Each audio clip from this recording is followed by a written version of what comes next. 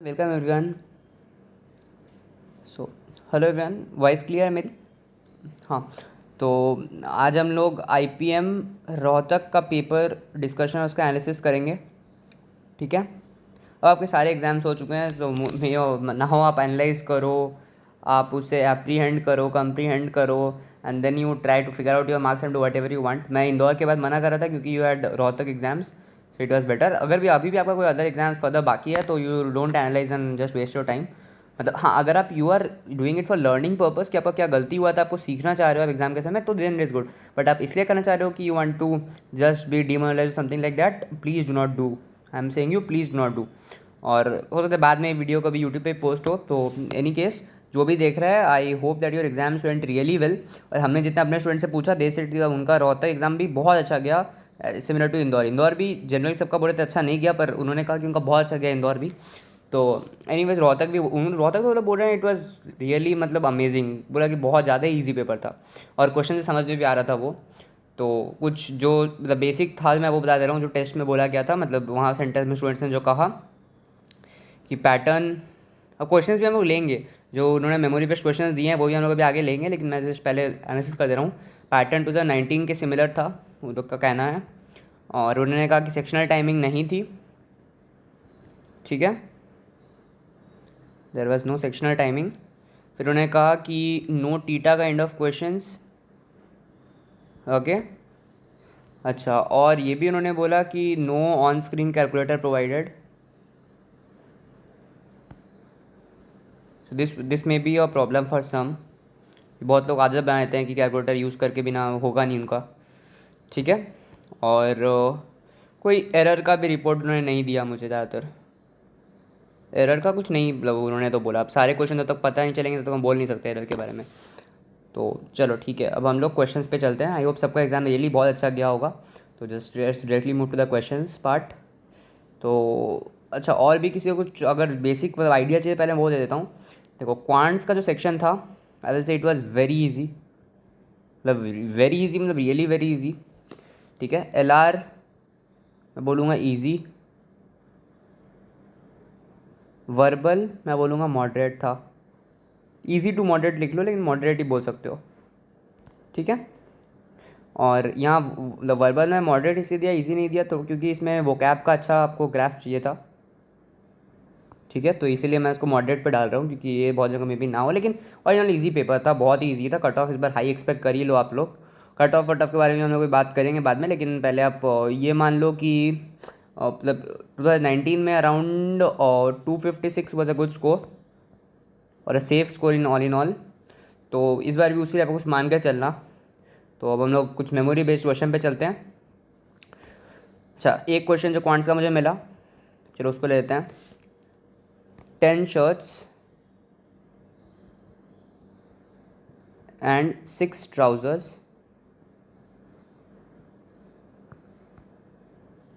how many can you select?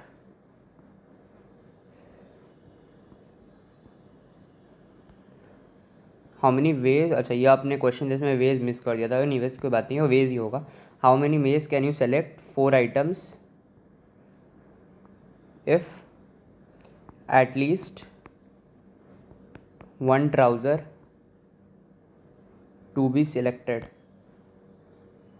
Question गलत हो सकता है, ये स्टूडेंट मतलब जो मेमोरी बेस्ड क्वेश्चन मैं वो ले रहा हूँ, और ये बस क्वेश्चन मतलब पेपर आने के 1 घंटा बाद है। यूट्यूब में भी बाद में पोस्ट हो, लेकिन आपने जब अपने ड्राइव पे हमने जस्ट 1 घंटा बाद दिया है, तो इसलिए मे भी कुछ इसमें डिफरेंस हो सकता है। लेकिन एनीवेज, तो देखो इसका आंसर बस सबसे बहुत सिंपल इसका मतलब सोल्यूशन होगा, कुछ नहीं है। आपके पास 10 शर्ट्स हैं और 6 ट्राउजर्स हैं, आपको इसमें मिनिमम 1 चाहिए। तो ये सबसे मतलब कॉमन क्वेश्चन होता है, हर जगह सबको पता होता है। या तुम 6 में से 1 सेलेक्ट कर लो, ठीक है, और बाकी 10 में से 3 सेलेक्ट कर लो। और तुम 6 में से या तो फिर 2 सेलेक्ट कर लो और बाकी 10 में से 2 कर लेना। और क्या कर सकते हो तुम, 6 में से 3 सेलेक्ट कर लो, 10 में से 1 कर लेना। या फिर 6 में से ही 4 कर लो, 10 में से 1 भी मत करो। सारे पॉसिबिलिटी है, इसको इसका जस्ट बेसिक कैलकुलेशन कर लो, आंसर निकाल लो। मैं कैलकुलेशन पे नहीं जा रहा हूँ क्योंकि क्वेश्चन मतलब आपका मेमोरी बेस्ड है, तो इसमें डिफरेंस हो सकता है। अच्छा, अगला question. A boat goes from x to y downstream and back to z midway between x and y in 8 hours. ठीक है. The speed of the boat, speed boat कितना दिया है तुम लोगों ने लिखा है यहाँ पर, speed of boat and river 14. अच्छा ठीक है. तुमने बोला स्पीड ऑफ बोट 14 kmph और स्पीड ऑफ रिवर तुमने लिखा है 4 kmph. ठीक है. और क्वेश्चन तुमने दिया है find the distance between x and y. ये तो बहुत बेसिक क्वेश्चन है, मतलब क्लास इलस्ट्रेशन में हम लोग इतना बार कराते हैं, मतलब आप लोग श्योरली कर पाओगे इसको इन एनी केस. तो पहले ट्राई कर लो, अगर कोई 22 या 23 का एस्पिरेंट देख रहे हो तो पहले ट्राई करके देखो इस क्वेश्चन को. ठीक है. मैं तुम्हें टाइम दे रहा हूँ, फिर सॉल्व कर देखो, फिर हम लोग इसका सोल्यूशन तुम्हें दिखा देते हैं. हाँ तो देखो इसको, मतलब आई होप आप ट्राई कर रहे हो एक बार. मेरे को पहले आइडिया दे रहा हूँ अप्रोच कैसे करना है. देखो हमें पता है कि speed is distance upon time, ये हम लोग को पता है. अच्छा देखो तुम्हें बोला है जब डाउन स्ट्रीम जाते हैं हम लोग को, आपको पता होगा डाउन स्ट्रीम में हमें इसका रिलेटिव स्पीड, बोट का स्पीड, और मतलब बोट का स्पीड जितना भी दिया हुआ है 14, और इसमें बोट रिवर का स्पीड +4 होता है, रिलेटिव स्पीड प्लस होता है. तो ये 18 डाउन स्ट्रीम में आप जाओगे, और अप स्ट्रीम में माइनस होकर सिर्फ 10 ही रहेगा रिलेटिव स्पीड, क्योंकि आपका रिवर उल्टा तरफ से वेक्टर दे रहा है आपको 4 का, और इसमें वेक्टर सेम तरफ से आ रहा है, तो आपका ये 18 हो जाएगा, ये 10 हो जाएगा. ठीक है. तो ये आपका हो गया स्पीड. पर हमें तो एग्जैक्ट स्पीड हमें दिया हुआ है, हमें निकालना है distance between X and Y, right. पर हमें जो दिया हुआ है वो ये एग्जैक्टली है कि boat goes from X to Y, मतलब एक पॉइंट, ये पूरा डिस्टेंस यहाँ तक गया and back to this half, मतलब ये पूरा और इतना, ये इतना डिस्टेंस से ट्रैवल किया है. ऐसा इन्वर्टेड एक यू इन, मतलब हाफ यू की समझ लो, इस तरह का कुछ, इतना डिस्टेंस ही ट्रैवल किया. ये मतलब यहाँ यू ऐसा कुछ नहीं है, मतलब ऐसे गया और फिर यहाँ तक वापस भी आया, ऐसे अब यहाँ गया फिर वापस यहाँ तक पाया इन 8 hours. अच्छा तो देखो time is distance upon speed. ठीक है.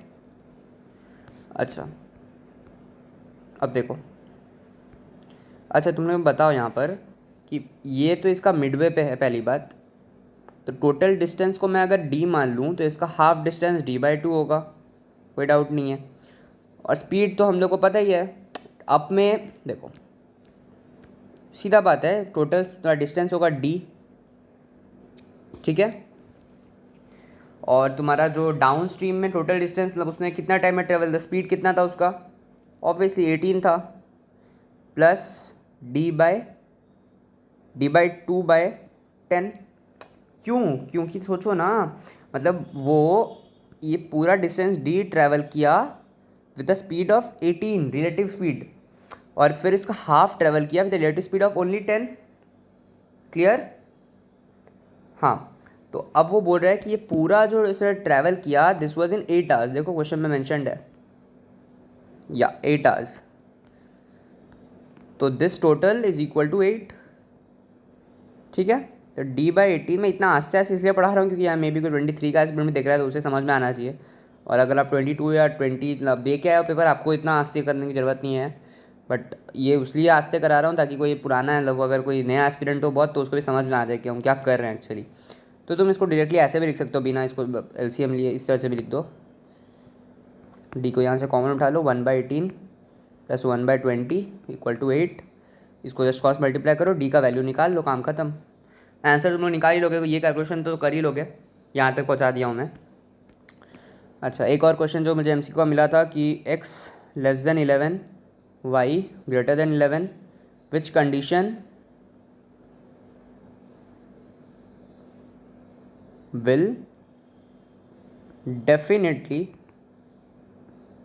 hold true. ऑप्शंस क्या क्या थे मेरे पास. एक ऑप्शन था दिया हुआ जो तुम लोग ने दिया हो, x + y < 11, x + y < 34, और 11 लेस देन एक्स, ये टाइप ऑफ क्वेश्चन सबसे सिंपल होते हैं। क्यों? तुम लोग को एक सर्टेन कंडीशन दिया है बट डेफिनेटली होल्ड ट्रू, ये वर्ड इंपॉर्टेंट है। अगर यही तुमने जो दिया है वो ट्रू है, यही दिया था क्वेश्चन, तो डेफिनेटली मतलब तुम कोई भी वैल्यू सब्स्टिट्यूट कर लो। अब ये होता कि will hold truth, then it will be a dilemma question, क्योंकि कुछ में होल्ड करेगा कुछ में नहीं करेगा। लेकिन जैसे डेफिनेटली मिल गया ना, कोई वैल्यू सब्स्टिट्यूट करो, जहाँ होल्ड नहीं कर रहा है उस ऑप्शन को बाद मार दो। तो फील करो ना चीज़ को, यहाँ 1 2 3 हो जाता है, ऑप्शन ABC दे दिया है मैंने, वो कोई बात नहीं है, जस्ट फील को समझो क्वेश्चन का। तो सोचो तुम कोई भी वैल्यू लो, मतलब विच इज़ लेस देन 11, सोच के देखो एक बार क्या वैल्यू ले सकते हो तुम 5 ले सकते हो, 6 ले सकते हो, कुछ भी ले सकते हो। और y तुम्हारा ग्रेटर देन 11 है, तो इसको तुम ऐड करोगे तो can it ever be less than 11? अच्छा चलो, x का तुम एक वैल्यू मान लो चलो कि 5 है, और y मान लो 13 है, मान लो ये वैल्यूज